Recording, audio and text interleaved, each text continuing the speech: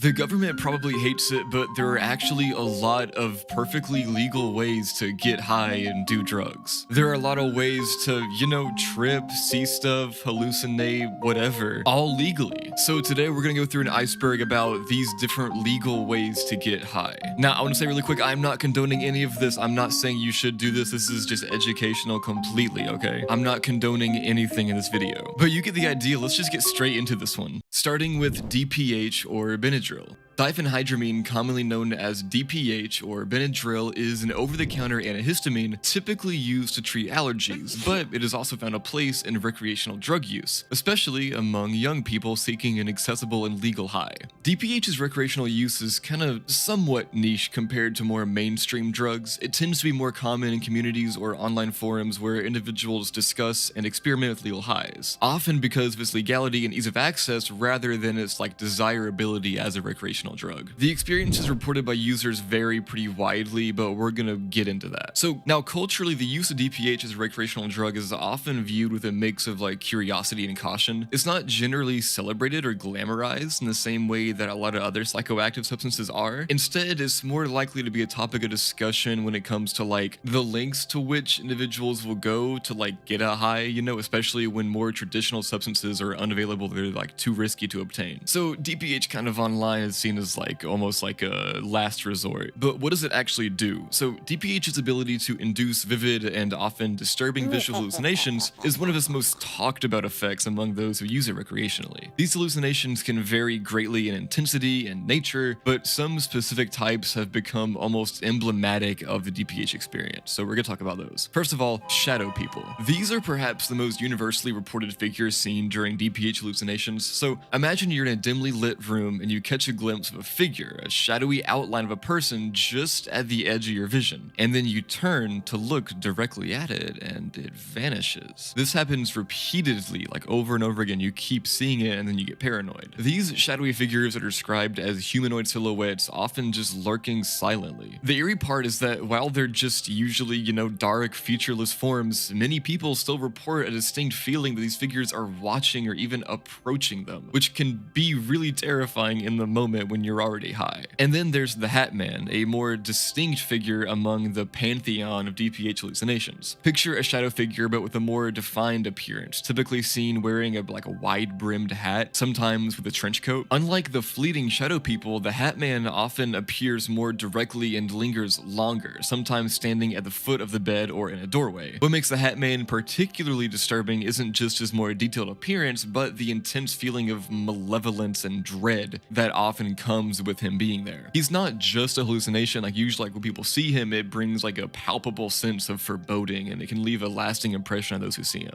And then there are the insects. Imagine the creeping sensation of bugs crawling over your skin or swarming in your room, except they're not actually real, but they feel real. This hallucination can be one of the most distressing aspects of a DPH high. People report seeing insects crawling out of the walls or over their bodies, leading to really intense itching and the irresistible urge to scratch or swat them away. This can escalate to a full-blown delusion of infestation where the person becomes convinced that their body is crawling with these imaginary creatures, which can often lead to real physical harm, so be careful, But the effects of DPH, recreationally, extend beyond just the visual hallucinations that we often hear about, like the Hat Man and stuff. So alongside the visual hallucinations of shadow people, insects, and the Hat Man, many users also report experiencing auditory hallucinations. These can be as vivid and unsettling as the visual ones, imagine hearing voices that aren't there, or perhaps more commonly, sounds like knocking, footsteps, or indistinct murmurs. These sounds can seem incredibly real, as if they're coming from another room or right next to you. For someone under the influence of high doses of DPH, distinguishing these auditory hallucinations from actual sounds can be nearly impossible, which adds another layer of disorientation to the experience. But the hallucinations are just part of the picture. Users often report a range of other sensory distortions and physical symptoms. For instance, one might feel changes in bodily perception, like feeling unusually heavy or light, or feeling like parts of the body are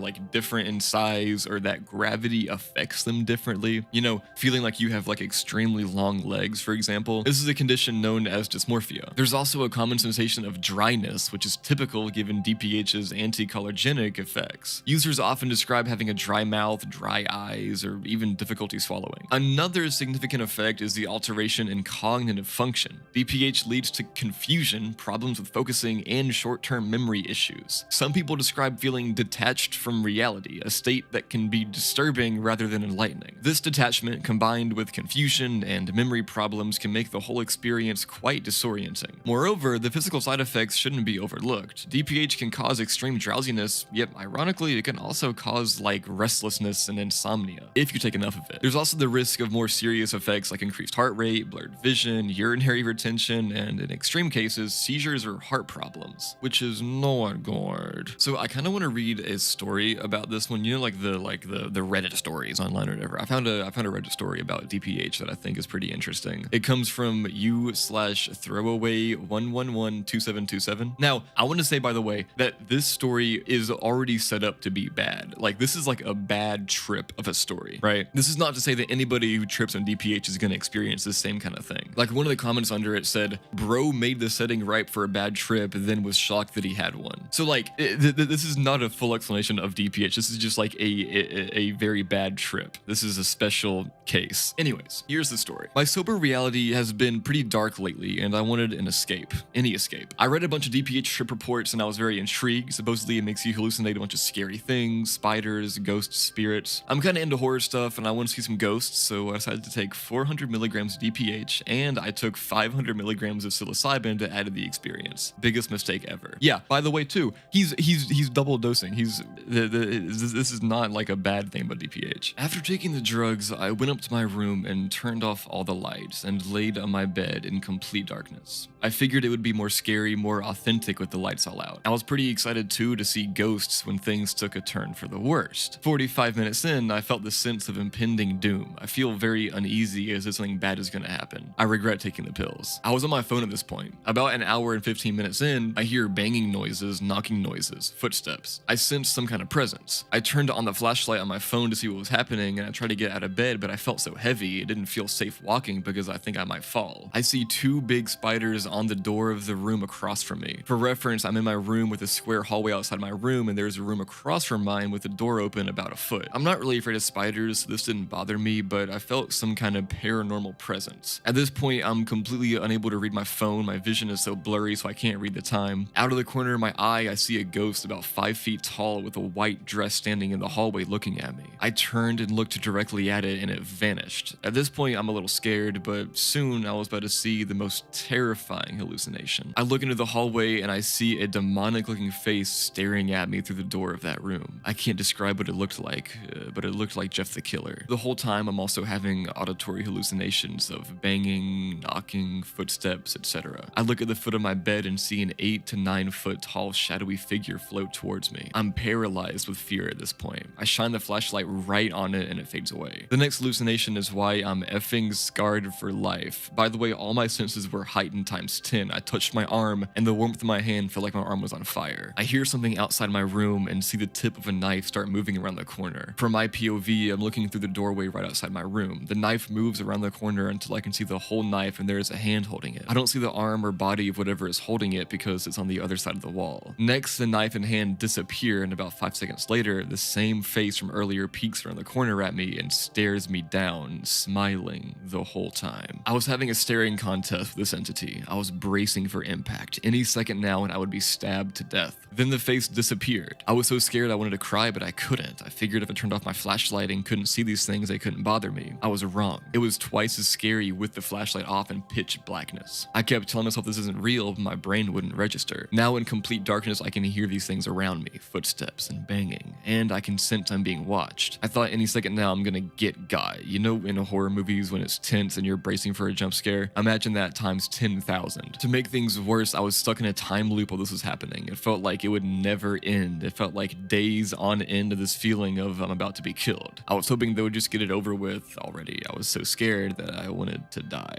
That's crazy. That can happen. But also, don't be stupid. Don't take DPH in a pitch black room at night with like more psilocybin too by yourself. Like, this is crazy. Like, that's what happens on DPH to a degree, right? But like, don't be stupid with it, obviously. Next up with DPH, I wanted to bring to light this one little like study I found that Duke University did. The study taps into the r/DPH subreddit to explore the world of people who use DPH. Researchers gathered a vast amount of data from this subreddit, analyzing posts from nearly 20,000 unique users. They discovered a variety of reasons why people use DPH, from seeking hallucinations, often seeing spiders and shadowy people, to enhancing music listening or other sensory experiences. Interestingly, some users describe using DPH to escape reality or deal with withdrawal symptoms from other substances, which the study said pointed to deeper psychological or dependency issues. The analysis showed that DPH trips are often a mixed bag. Initially, users might feel relaxed and notice mild changes in perception, but then as the dose increases, so does the intensity of the hallucinations and other side effects like paranoia, memory problems, and physical symptoms like a heavy body feeling or rapid heart rate. High doses can lead to severe disorientation and dangerous physical effects. Long-term consequences were also discussed in the study. Users reported addiction and tolerance to DPH, meaning that they needed more of the drug to achieve the same effects. This can lead to a dangerous cycle of increasing use, with some users experiencing severe health issues like seizures or heart problems. The study also highlighted the social and psychological fallout, including isolation, academic failure, and significant mental health challenges. This research is crucial because it shed light on a relatively understudied area of drug misuse, which is the recreational use of legal over-the-counter drugs, which I'm not saying I'm against, because I'm making a whole video on it, right? I'm just saying it's cool that there's like actual research to show the actual data behind it too. And I'll link all this in the description, by the way, so you can go check out the study for yourself. I just didn't think I would read all the,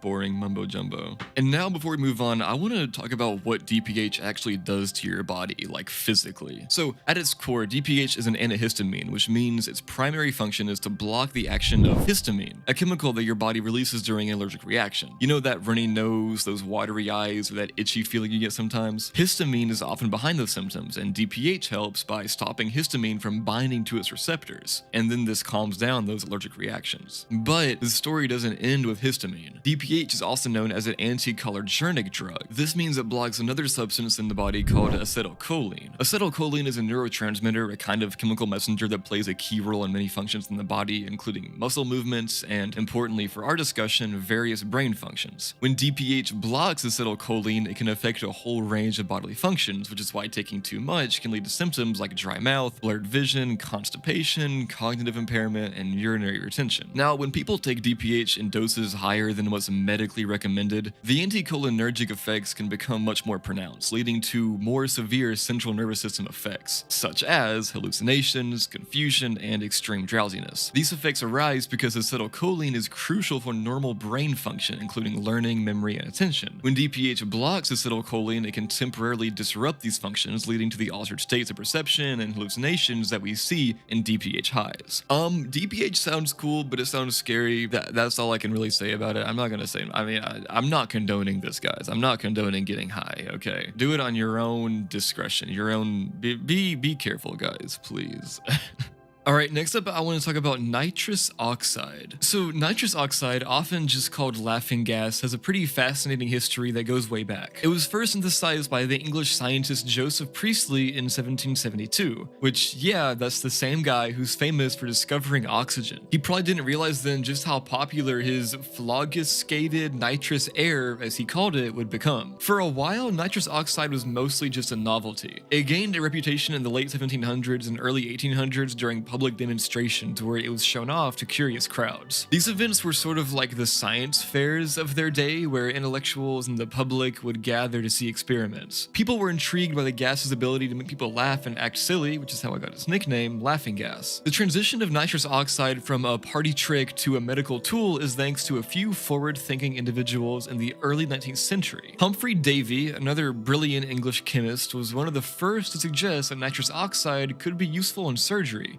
particularly to relieve pain. This was a big deal because at the time, most surgeries were done without any anesthesia at all, which you can imagine was pretty brutal. However, it took a few decades before nitrous oxide would become widely accepted in medicine. In 1844, an American dentist named Horace Wells used it successfully to numb the pain of a tooth extraction. This event is often marked as the beginning of anesthetics in dentistry. Wells demonstrated that patients could undergo dental procedures without agony that was typically associated with them. thanks to nitrous oxide. From there, its use slowly spread in the medical field, becoming a staple for minor surgeries and dental work because of its analgesic or pain relieving and anesthesic properties. It made procedures a lot more bearable for patients and helps doctors and dentists perform their work without causing extreme discomfort. Now today it's still used medically, but it's also used for a lot more than that. For example, where you've probably heard of this from, whippets. So whippets refer to the recreational use of nitrous oxide, especially when it's sourced from small canisters used in whipped cream dispensers. Now I worked at a Starbucks back in the day, and I can attest to this because we had to make these like all the time. I was just playing with whippets like all day, dude, just making whipped cream. Now the transition from medical marvel to this like recreational substance isn't all that surprising if you think about it. Even in the early days, the effects of nitrous oxide on mood and sensation were pretty well noted. Remember those 18th century demonstrations I mentioned? They were as much social gatherings as scientific ones, with people eagerly taking turns inhaling the gas and laughing at the resulting antics. In a way, recreational use of nitrous oxide has been around almost as long as its scientific applications. Fast forward to modern times and you'll find nitrous oxide canisters being used outside the kitchen. The accessibility of these canisters in the culinary industry also made it easy for people to obtain them for non-culinary uses. People typically use a device, often a cracker, to release the gas from the canister into a balloon, and then the gas is inhaled from the balloon. This method is popular because it's a quick and easy way to experience the effects of the gas without needing like complicated equipment. The appeal of whippets lies in the quick high that comes almost instantly after inhalation and disappears just as quickly, usually within like a few minutes, which is why most people do it like multiple times during like a single session of it. It's also like a social activity. It's often done at like parties, concerts, or like in more informal gatherings. However, it is important to note the risks involved. Regular use of nitrous oxide, especially in large quantities, can lead to a depletion of vitamin B12, which is crucial for nerve health, potentially causing nerve damage over time. There are also immediate risks like fainting or accidents caused by sudden disorientation. Now, when people use nitrous oxide recreationally, like with whippets, there are several physical effects on the body that are worth noting. First off, when inhaled, nitrous oxide causes a rapid drop in blood pressure and a temporary increase in heart rate. This can lead to a feeling of lightheadedness and a sensation of warmth, which some find pleasant. One of the most immediate physical sensations that people report is a tingling sensation, often felt in the arms, legs, and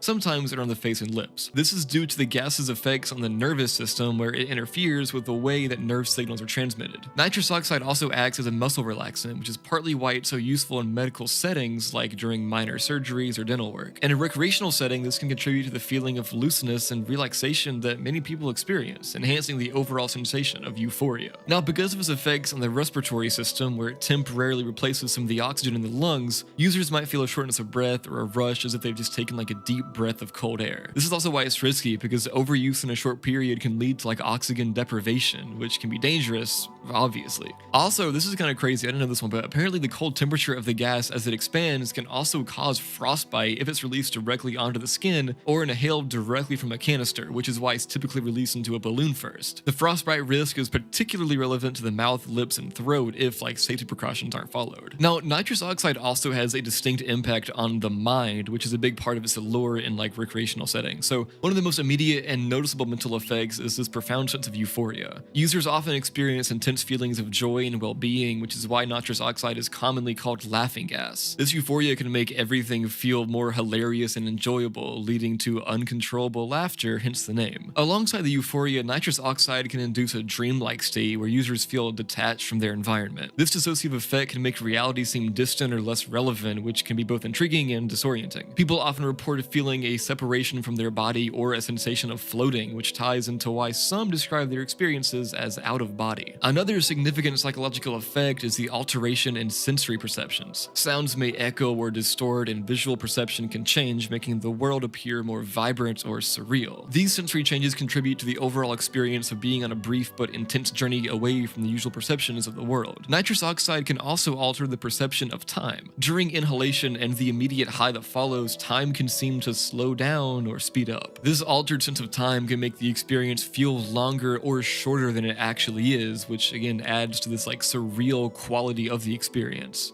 However, it's also important to note that while these effects are like pretty intriguing and pleasurable, they can also lead to confusion and disorientation, especially if the user is not in a safe or controlled environment. The dissociation and sensory changes, while fascinating, can make it difficult to react to the environment properly, increasing the risk of accidents. In addition, while the psychological effects effects are usually short-lived. Repeating the experience frequently during a session can lead to a diminishing return, where the pleasant effects decrease and the risk of negative reactions like anxiety or paranoia can increase. Now I want to talk about how nitrous oxide actually works in your body, like scientifically. So first, nitrous oxide acts as a central nervous system depressant. This means that it slows down brain activity, which contributes to this overall calming, analgesic, and anesthetic-like effect. The specific pathways through which nitrous oxide affects the central nervous system are not completely understood, but it's known to interfere with the transmission of nerve impulses. One of the key neurotransmitters affected by nitrous oxide is glutamate, which is the primary excitatory neurotransmitter in the brain. Nitrous oxide inhibits the N-methyl-D-aspartate or NMDA receptor, a major receptor for glutamate, which plays a crucial role in pain transmission, memory, and learning. By inhibiting this receptor, nitrous oxide produces its pain-relieving and dissociative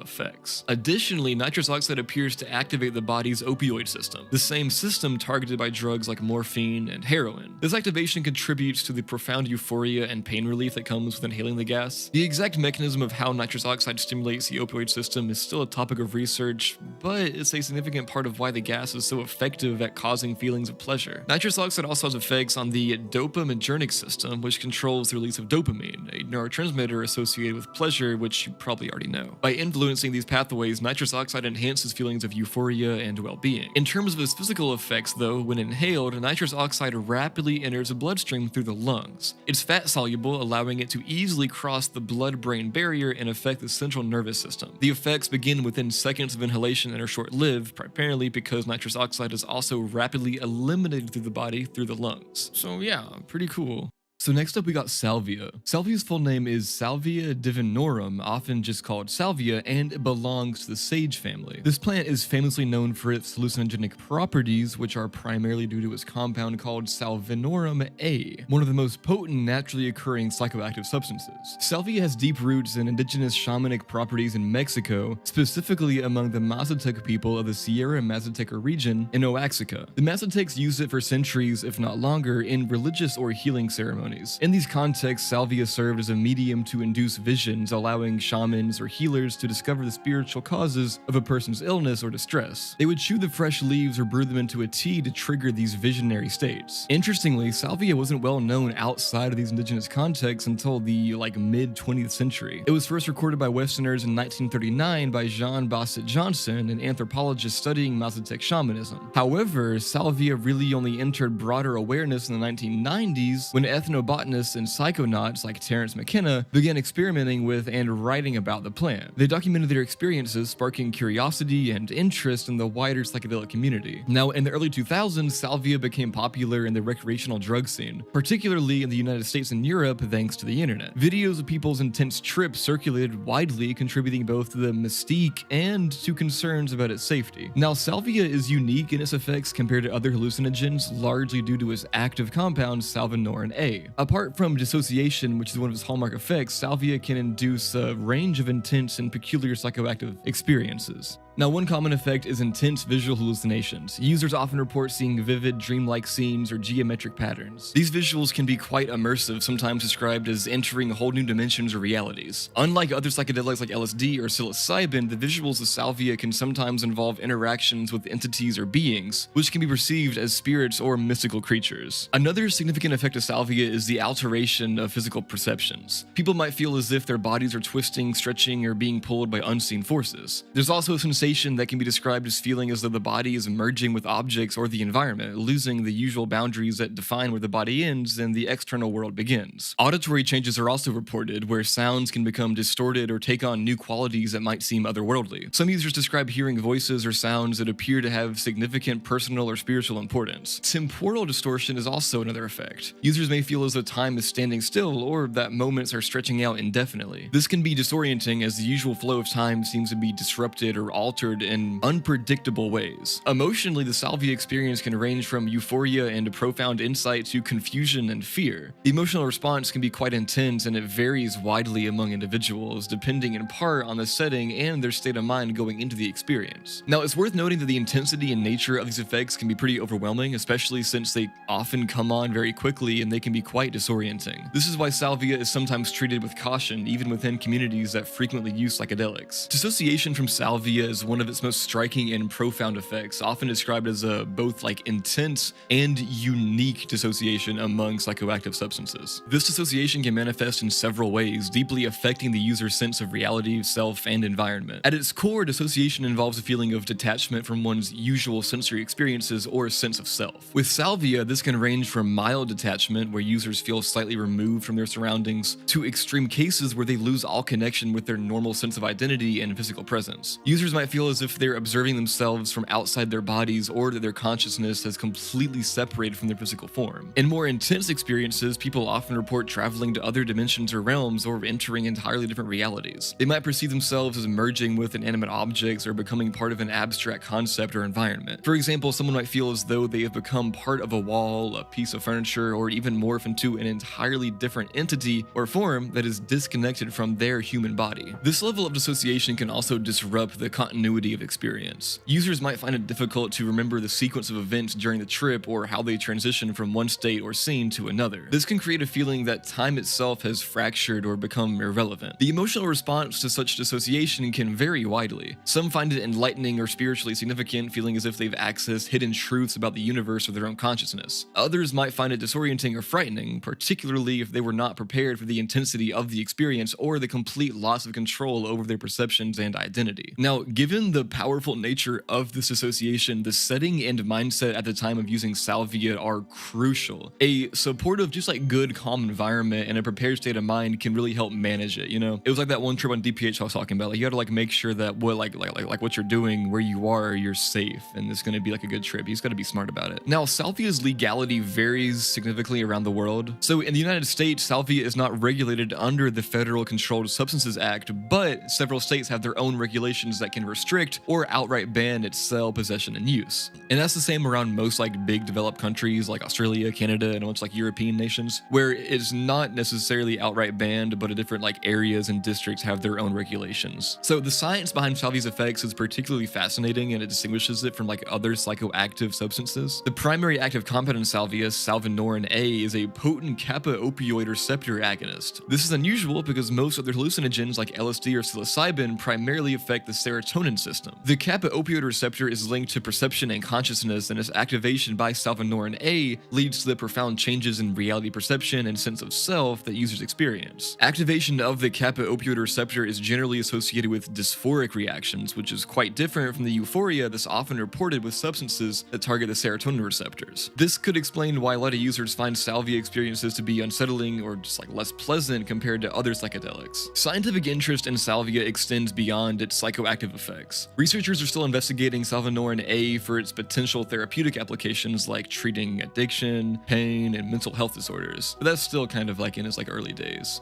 Alright, next up we have kratom. So kratom, scientifically known as Mitragyna speciosa, is a tropical tree native to Southeast Asia, particularly in Thailand, Malaysia, Indonesia, and Papua New Guinea, or New Guinea. The use of kratom dates back centuries, with local populations traditionally chewing the trees from their stimulant and pain-relieving properties. Farmers and laborers especially used kratom to cope with the grueling demands of their work, as well as a substitute when opium was less available or just too expensive. Now, the active compounds in kratom's leaves interact with opioid receptors in the brain, leading to effects that range from stimulation at lower doses to sedation at higher doses. These properties made kratom a pretty popular folk medicine for managing pain, fatigue, and even depression or anxiety. However, kratom's history is also marked by controversy. As its use spread, governments in Southeast Asia began to recognize the potential for abuse. For example, Thailand banned kratom in 1943, citing concerns about its impact on the economy, as it was a natural substitute for opium, which was taxed. Similar regulatory measures measures were implemented in other countries as concerns about dependency and health risks grew. In the Western world, kratom emerged on the radar much later, gaining popularity particularly in the early 2000s. In the US, it's been marketed as a legal alternative to controlled substances and is commonly sold in powder form or as capsules, often in shops that sell herbal products or online, also like in gas stations and stuff. I've seen it. And it's also like salvia, where several states have banned it, but it's not like overall banned in the US. Now, when taken in low doses, typically between 1 to 5 grams, kratom acts as a stimulant, much like a strong cup of coffee or tea. Users often report a significant boost in alertness, energy, and social ability, which is why it's been traditionally used by workers in Southeast Asia to endure long hours of labor. The stimulant effects are primarily attributed to the compound mitragynine found in the kratom leaves. Mitragynine interacts with your body's adrenergic and serotonergic receptors, but it's particularly its action on the opioid receptors that's thought to stimulate the release of neurotransmitters that lead to increased energy and alertness. Users describe feeling more awake and attentive, which helps them tackle routine physical tasks with increased and improved vigor and a better mood. This boost is also accompanied by a more pronounced desire to socialize, which manifests as increased talkativeness and sociability. Unlike some chemical stimulants that can lead to a jittery feeling, the stimulant effects of kratom at these doses are typically described as more natural and smooth, akin to like a synergistic uplift in both physical and cognitive functions. It's this combination of effects that makes kratom appealing to many as a natural way to enhance work performance, but also it's important to note that a lot of these effects can like vary between individuals due to differences in body chemistry, the specific strain of kratom, and even the method of consumption. Now, at higher doses, typically above 5 grams, kratom's effects shift dramatically from stimulating to sedative. This transition is mainly due to the increased concentration of the active compounds, especially 7-hydroxymitragynine, which has a stronger affinity for the brain's opioid receptors. When these receptors are heavily activated, they produce effects similar to traditional opioids such as morphine or oxycodone, though generally less intense depending on the dose and specific kratom strain. Users taking high doses of kratom often report feeling deeply relaxed, both physically and mentally. There's a noticeable decrease in physical energy and a calm, sometimes euphoric state takes over. This makes high doses popular among those seeking relief from pain, anxiety, or insomnia, as it can effectively reduce physical discomfort and it can like quieten mental stressors, leading to a peaceful, almost dreamlike state. However, these sedative qualities do come with their own risks, notably the potential for addiction. Regular consumption of high doses of kratom can lead to physical dependence, where the body adapts to the presence of the substance and experiences withdrawal symptoms without it. These symptoms can include muscle aches, irritability, emotional changes, and cravings, somewhat similar to opioid withdrawal, but typically a lot like less severe. Now, kratom's legality varies widely around the world due to like differing views on its safety and its potential for abuse. In the United States, kratom is not regulated by the federal government, like I said, making it legal at the national level, but several states and cities have enacted their own bans or regulations. States like Alabama, Arkansas, Indiana, Rhode Island, Vermont, and Wisconsin have banned kratom, citing health concerns and potential abuse. Internationally, the legality of kratom is even more varied. In some Southeast Asian countries where kratom is native, such as Thailand and Malaysia, it's illegal due to concerns about its potential for addiction. However, Thailand moved to legalize kratom for medicinal use, reflecting a shift towards recognizing its therapeutic potential under controlled conditions. So yeah, it's kind of varied again like salvia, but it's still legal. So, alright, now we're moving into the upper level that I called moderately known. Let's start with kava. Kava has a pretty intriguing history that's pretty deeply rooted in the culture of the Pacific Islands, in places like Fiji, Tonga, and Vanuatu. It's made from the roots of the kava plant, scientifically known as Piper methyscum, which roughly translates to intoxicating pepper. The use of kava stretches back over 3,000 years. It was, and still is, primarily consumed during ceremonial gatherings and social events. The traditional preparation involves a communal aspect where the root is ground, chewed, or pounded into a pulp, and then mixed with water to produce a muddy, earthy tasting beverage. Kava's cultural significance is immense among Pacific Island societies. It was used as a way to bring people together, to resolve conflicts, and to seal important agreements between chiefs and tribes. The drink is believed to have sedative, anesthesic, and euphoriant properties, which made it a valuable tool for social bonding and spiritual ceremonies. In many of these cultures, drinking kava is surrounded by a lot of ritual. For example, in Fiji, there's a whole ceremony dedicated to it, involving specific etiquette for preparing, serving, and consuming kava. The participants sit in a circle while a communal bowl is passed around, each taking turns to drink. As for its spread beyond the Pacific Islands, that's relatively recent. In the past few decades, kava bars have popped up in places like the US, Australia, and Europe, introducing a whole new audience to this ancient tradition. Despite some controversies and concerns about health impacts, particularly liver damage, kava has continued to grow in popularity as a herbal remedy and a social beverage. Now let's talk about its effects. So first, I'm going to talk about in small doses. So when you sip on a bit of kava, the first thing you might notice is a numbing sensation in your mouth and throat. This is pretty characteristic of kava, and it comes from the kavalactones, the active compounds in kava that have anesthetic properties. It's a bit like the feeling you get from like a strong mint, though definitely more pronounced and unique to kava. As these kavalactones get to work, one of the most prominent effects people report is a muscle relaxation. It's not just a slight ease, though. For many, it's pretty profound. Like, people often describe it as if their muscles are unwinding or melting away the tension, which is why kava is so beloved after a long day or after stressful times. Then comes the wave of well-being and relaxation. This isn't just physical, though certainly that's a big part of it. It's also mental. Kava is known for inducing feelings of calmness and can make you feel more like at ease socially, which is why it's often used during social gatherings in its native cultural contexts. With all these soothing effects, it's probably no surprise that kava can make you pretty sleepy. This makes it quite popular as a natural sleep aid. It's not like the knockout punch you might get from a sleeping pill, but it's more of like a gentle nudge towards natural sleep. Finally, there's the appetite loss. This isn't as universally experienced as the other effects, but some people do find that after drinking kava, they're not as hungry. This could be due to the set of effects dampening the body's normal signals for hunger, or it could just be a byproduct of the general relaxation the body undergoes. Now, when kava is consumed in larger doses, the effects intensify and can become more pronounced, introducing some less desirable side effects along with the deeper relaxation. So here's what tends to happen. Firstly, you might notice physical changes like dilated pupils and reddened eyes. The dilation of pupils isn't unique to substances like psychedelics. It can also occur with kava due to its psychoactive properties, affecting the nervous system in such a way that triggers its response.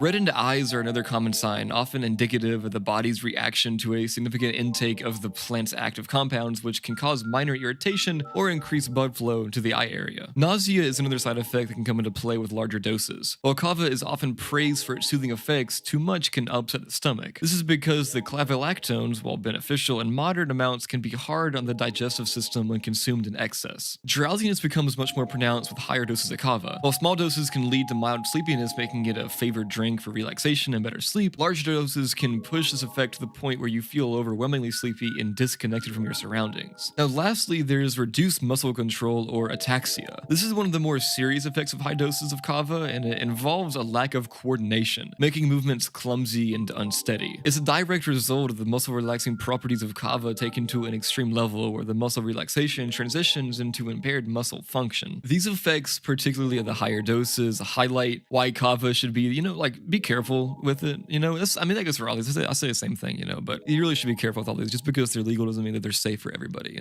Now, the legality of kava varies quite a bit around the world, largely due to concerns about its safety, particularly regarding liver health. So in the Pacific Islands, where kava was traditional, it's completely legal and it's still an integral part of social and ceremonial life. Now, in the United States, kava is legal as a dietary supplement. However, the FDA has issued warnings regarding potential liver damage, advising caution, but not prohibiting its sale. And it's the same thing there in Canada, where it just has health warnings. Now, in Australia, the importation and possession of kava are highly regulated. Personal importation is allowed in small amounts and is also used in some indigenous communities under specific health guidelines, but it's not as legal. And then in Europe, the legal status varies by country. For example, Germany lifted its previous ban on kava in 2014, recognizing it as permissible with regulations similar to other consumer products. The UK treats kava as a medicinal herb that can only be obtained with a prescription, though, so it just kind of varies. You gotta be careful. Alright, next up we got DXM. So DXM, or dextromethorphan, has an interesting journey from a cough suppressant to a widely recognized recreational drug. It was developed in the 1950s as a response to the problem of opioid addiction linked to cough suppressants like codeine. The goal was to create a non-addictive substitute that could suppress coughing without the potential for abuse. By 1958, DXM was approved by the FDA and started being marketed under names like Rolomir. By 1958, DXM was approved by the FDA and started being marketed under names like Romalar. Initially, it seemed like a great solution, effective at treating coughs and supposedly without the addictive qualities of its predecessors. However, by the 60s and 70s, people began to realize that DXM had a recreational potential. Users found that in high doses, it produced effects similar to other dissociative hallucinogens like PCP and ketamine. These effects ranged from mild stimulation and altered sensory perceptions to full-on hallucinations and dissociative states at very high doses. This led to its abuse, particularly among teenagers who could easily obtain it over the counter. By the late 70s, abuse had become prevalent enough that Ramalar was voluntarily pulled from the market by its manufacturer. However, DXM was still widely available in other cough and cold medications, and its recreational use continued to spread. Now with this one, I want to add an extra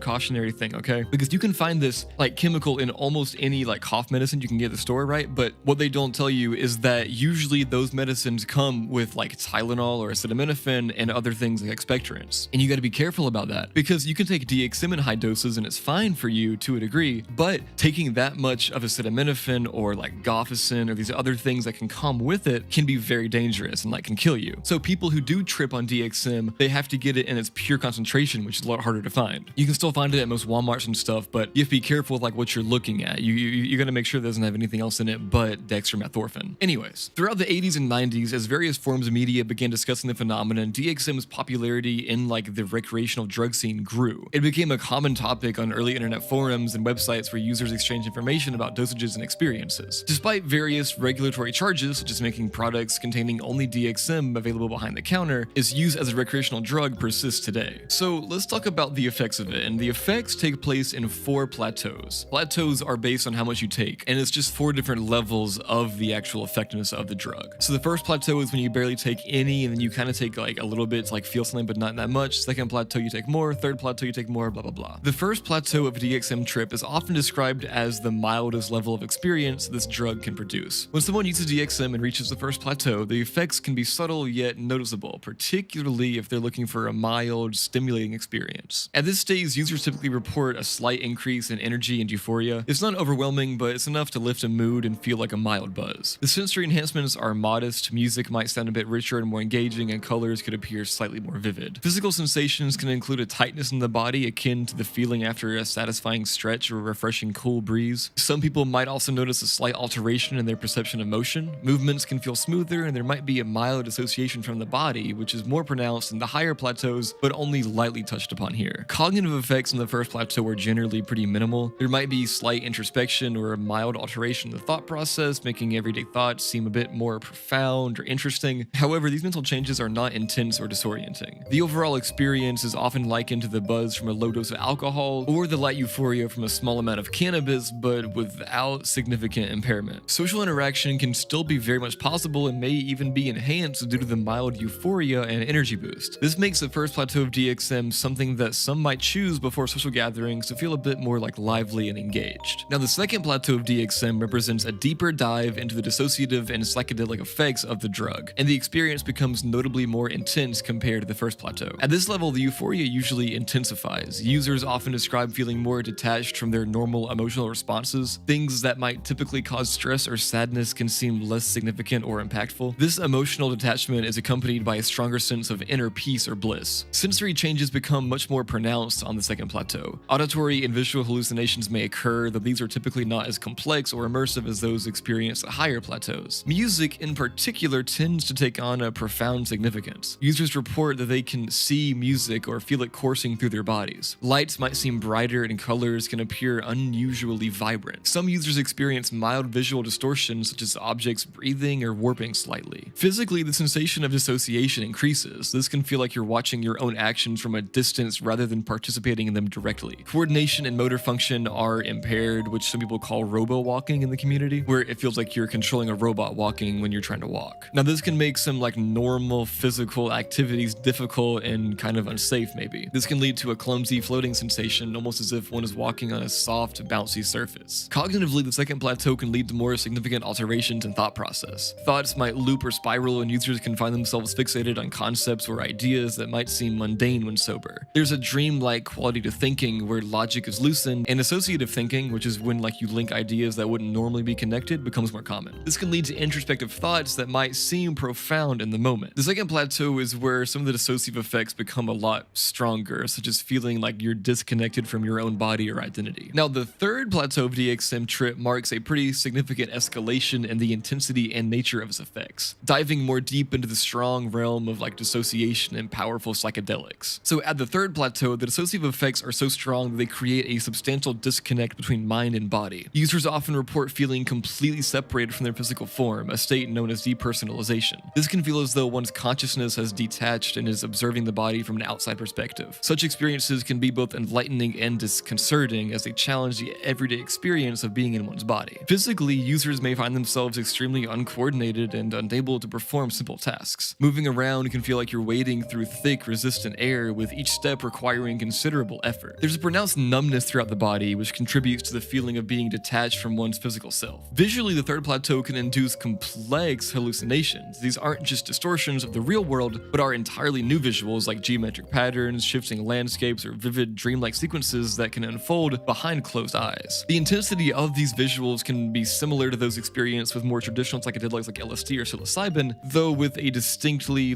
more dissociative quality. Auditory hallucinations are also enhanced. Sounds may echo or distort to the point where they become unrecognizable. Music can transform into a completely immersive experience. Users often report that they can feel or see sounds, experiencing them in a multisensory way that is typically not possible in a normal state. Cognitively, thoughts can become deeply introspective or wildly abstract. The usual filters that organize and prioritize thoughts may seem to dissolve, leading to a flood of ideas, memory, and sensations that can be both insightful and overwhelming. The nature of thinking can be non-linear, jumping from one concept to another in unpredictable ways. This can lead to profound realizations about oneself or life, but also to confusion and disorientation. The emotional landscape at this plateau can be quite complex. While there can be blissful, euphoric feelings, there's also the potential for more challenging emotions, such as fear or sadness, to arise. The disconnection from everyday concerns can shift perspective dramatically, sometimes leading to a reevaluation of personal issues or life choices. Now, there's also a fourth plateau in DXM. This one represents the most extreme level of effects that can be induced by this substance. The fourth plateau is a profound and intensely dissociative state that can significantly alter perception, consciousness, and cognitive function. It's often compared to experiences induced by high doses of more potent dissociatives like ketamine, or even out-of-the-body experiences associated with extremely high doses of psychedelics. At the fourth plateau, the dissociation becomes so intense that it can lead to a complete loss of connection with reality. Users often report entering a completely different dimension or experiencing different realities. The sense of self or ego can dissolve entirely, leading to what's often described as an ego death, where the boundaries between the self and the universe become blurred or non-existent. Physically, users may become entirely immobile, experiencing what is known as robo-tripping in high doses. This state can become so profound that moving or responding to the external environment becomes impossible. The body feels completely disconnected from the mind, and there can be a significant numbing effect that reduces or eliminates all sensations coming from the physical body. Visually, the hallucinations can be all-encompassing, creating complex, detailed, and often interactive environments that are entirely disconnected from the actual surroundings. These can include intricate geometric patterns, fully rendered scenes, or journeys through bizarre landscapes. The visuals are not just seen, but they're also often felt and interacted with, making them incredibly immersive. Auditory effects can include complex sounds that may not exist, distortions of real sounds, or complete auditory hallucinations that create an entirely new soundscape. Music, if listened to, can become an all-consuming experience, with every note and tone morphing into elaborate auditory phenomena. Cognitively, the experience can be so intense that coherent thought becomes difficult or impossible. The mind might explore abstract concepts or get caught in loops that are far removed from normal thinking patterns. Memory can be impaired, making it difficult to recall what one was thinking just moments before. Emotionally, the experience can range from profound bliss or peace to intense fear or confusion. The detachment from reality can be unsettling or even terrifying, especially for those unprepared for or resistant to such extreme states. The fourth plateau is not for casual or unprepared users, as it involves experiences that can be psychologically overwhelming and could have lasting impacts on one's mental state. It's typically ventured into by those with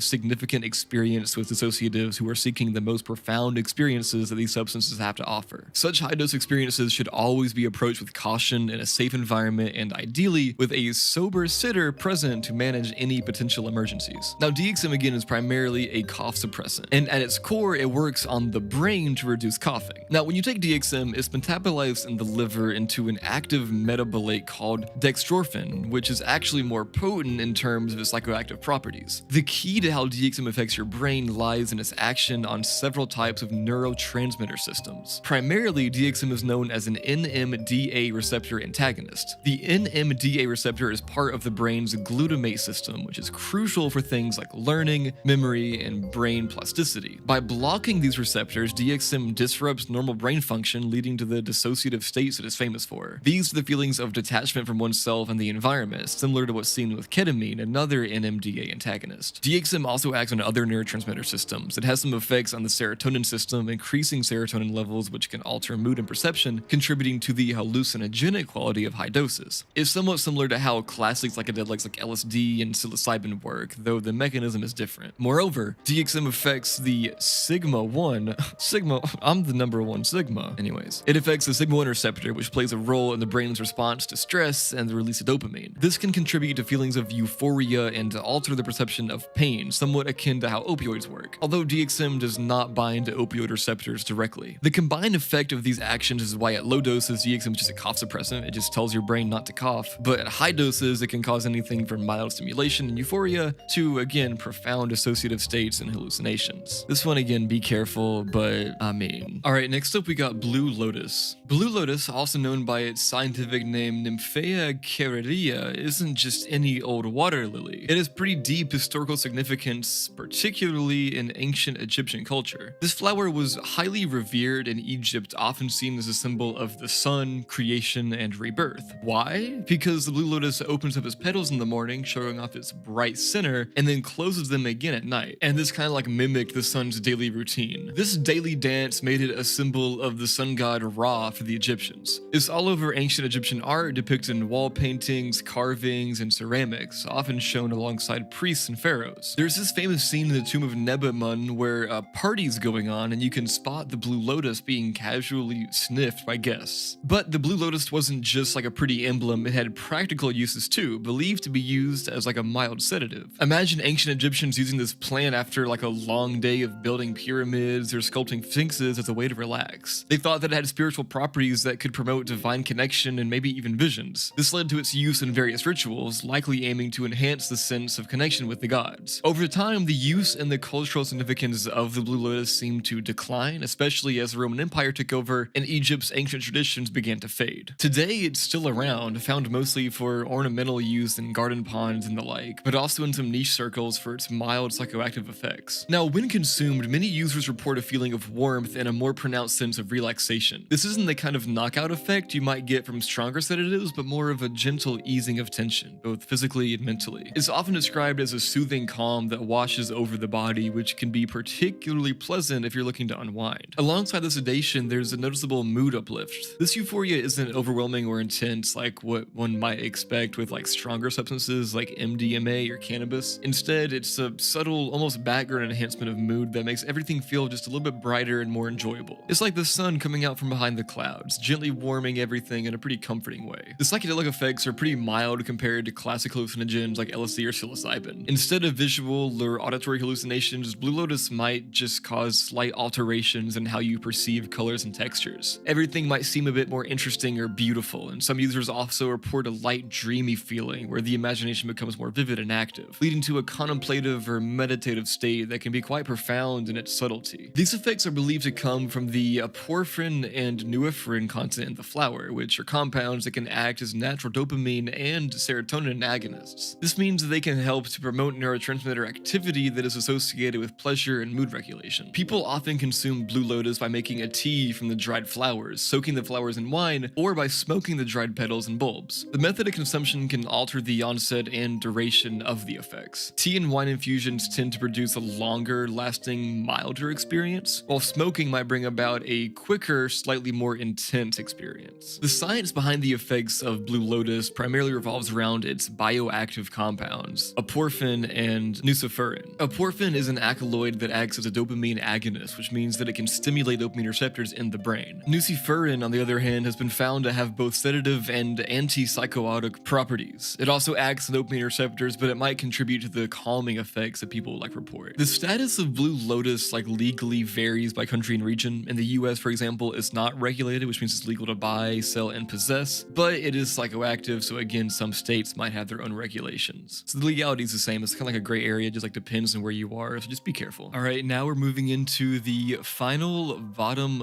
layer. I called these highly esoteric. Next up, we have Hawaiian baby woodrose seeds, often simply called HBW seeds. These come from a climbing vine known scientifically as Argyria nervosa. They're pretty fascinating because they come from like a pretty rich history, especially in India, where they've been used for their medicinal and entheogenic properties. In the West, they gained some popularity in the 60s and 70s during the psychedelic movement, but more on that later. Buying these seeds is a bit of a gray area. They're sold primarily as ornamental plants or as material for planting. You can find them online through various ethnobotanical websites, garden shops, and sometimes on platforms like eBay or Amazon. However, the intention behind purchasing them matters legally, as they're not typically sold for consumption. Legality is where it gets tricky. In the US, the seeds themselves are legal to buy, sell, or possess because they're primarily marketed for planting. However, extracting the psychoactive compounds from them or intending to use them for psychoactive purposes could fall under the Controlled Substances Act, making them illegal. And this legal status is pretty similar in like other countries. Now, recreational use of these Hawaiian baby woodrose seeds is primarily sought for the psychoactive effects due to the presence of LSA in them, which is a naturally occurring psychedelic substance. One of the most commonly reported positive effects is a deep sense of connection to nature. Users often feel more attuned to the natural world, experiencing an enhanced appreciation for the beauty of their surroundings. This can be accompanied by a profound sense of tranquility and peace, which makes the experience quite grounding for some. Another positive effect includes the experience of euphoria. This isn't the instant rush you might associate with other stimulants. It's like a gentle, pervasive feeling of just happiness and contentment. This can lead to periods of laughter and joy, even from simple things, which provides a pretty pleasant contrast to everyday perceptions and worries. Enhanced creativity is also a pretty notable effect. Users report that their thought processes can become less constrained, allowing them to think more freely and creatively. This can be particularly appealing to artists, writers, or anyone engaged in creative pursuits, as it may help them explore new ideas or perspectives that they wouldn't have otherwise considered. Some users also report a sense of personal insight or introspection. The psychedelic experience can prompt individuals to think deeply about their lives, relationships, and personal choices. This introspective quality can sometimes lead to pretty significant personal revelations or a renewed perspective on important issues. Now, lastly, the sensory enhancement can lead to visual and auditory distortions that some find enjoyable, like colors might appear more vivid, patterns can seem more intricate, and sounds might have more depth or texture. This sensory alteration can make the experience pretty mystical and engaging. Now, while Hawaiian baby woodrose seeds can offer some intriguing positive effects, they also come with a range of potential negative effects that can be quite pronounced and sometimes outweigh the positive ones, especially at higher doses or in like sensitive individuals. One of the most common negative effects is nausea and vomiting. This is particularly prevalent because the seeds have a tough outer coating that contains compounds that are meant to deter consumption. This is particularly prevalent because the seeds have a tough outer coating that contains compounds that are meant to deter consumption. When ingested, these can irritate the stomach, leading to discomfort that can last for several hours. This aspect alone can be enough to deter some from using them, as the onset of the experience can be quite unpleasant. Physical discomfort can extend beyond nausea to include vasoconstriction, which is the narrowing of the blood vessels. This can lead to a feeling of coldness in the extremities, numbness, and even a sense of heaviness or fatigue. Some users report headaches or a sense of pressure in the head and neck area, which can be distressing and detract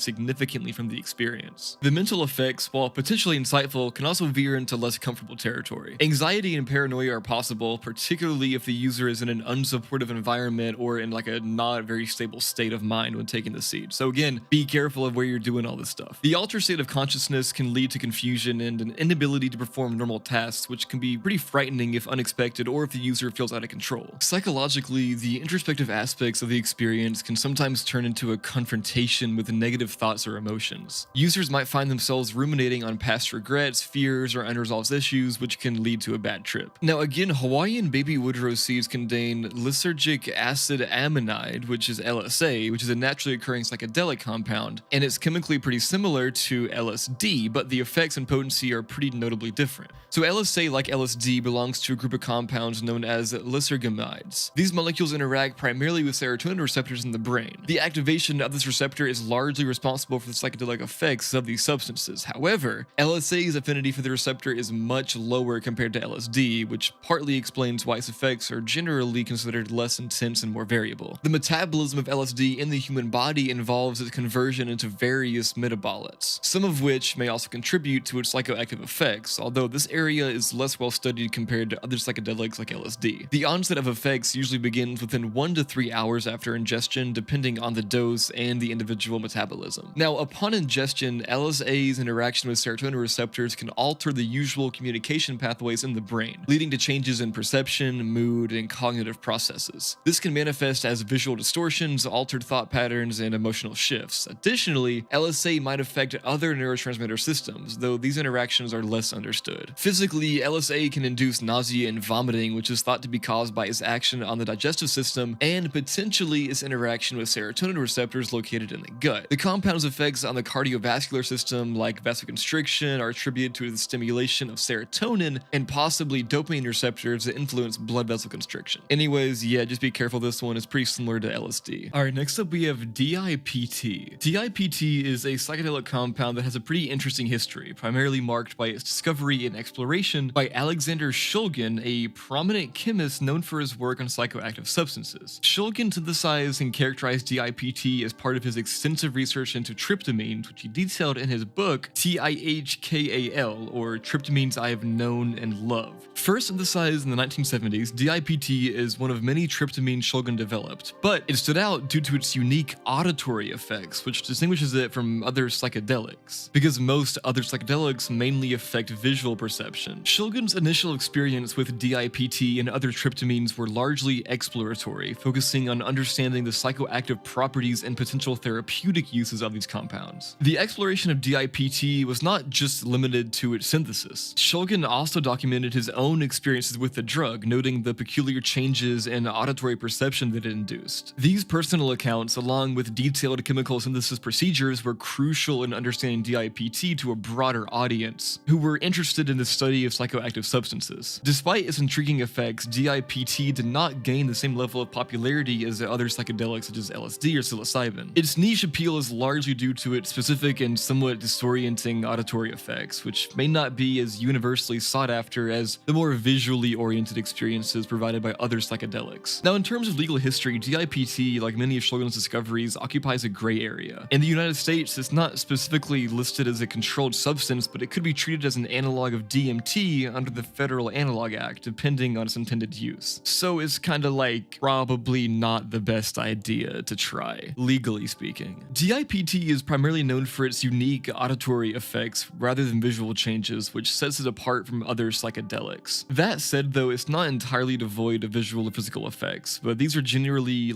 more subtle and less pronounced. Users of DIPT might notice mild visual distortions. These could include slight warping of surfaces or a softening of edges, but these effects are typically not as intense or overwhelming as those produced by more visually oriented psychedelics. The visual aspect of DIPT is often described as a background effect, with the primary experience centered on the auditory distortions. Now, physically, DIPT can produce a range of sensations that are common to many tryptamines. This includes a feeling of body heaviness or lightness, tingling sensations, and sometimes a sense of physical euphoria. Some users report feeling a shift in their perception of bodily processes like breathing or heartbeat, which can feel more pronounced or altered. As with many psychedelics, the physical effects can also include nausea, especially during the onset of the experience. Now, DIPT's auditory effects are particularly distinctive and central to the experience. The most notable auditory effect of DIPT is the alteration in the perception of pitch. Sounds may appear to be shifted down or up in pitch. For instance, voices might sound significantly lower or higher than usual, creating an effect similar to listening to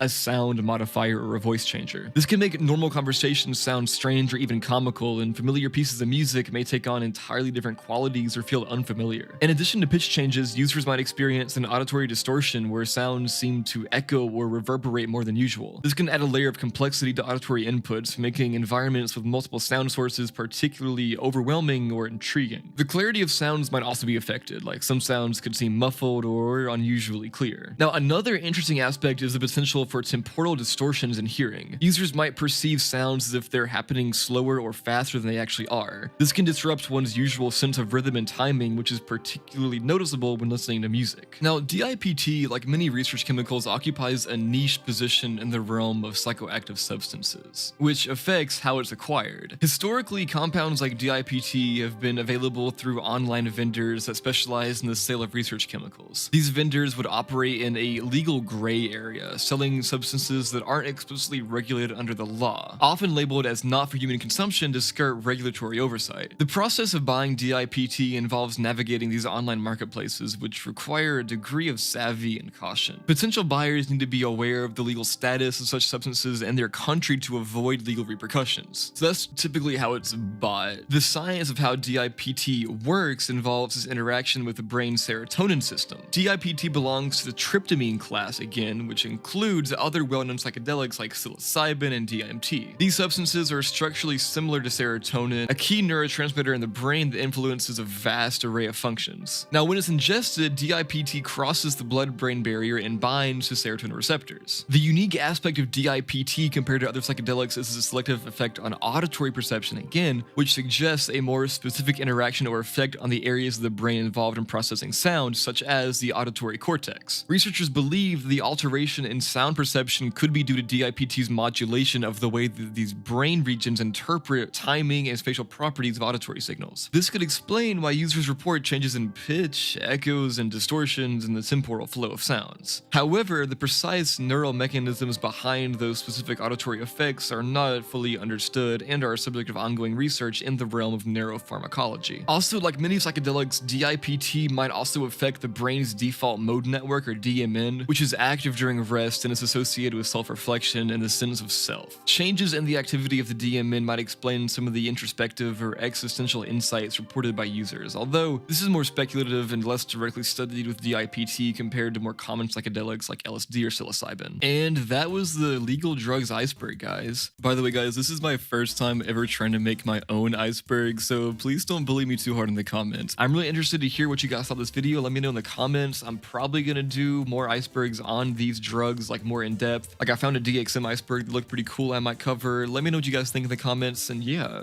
everybody have a great night. Sweet dreams.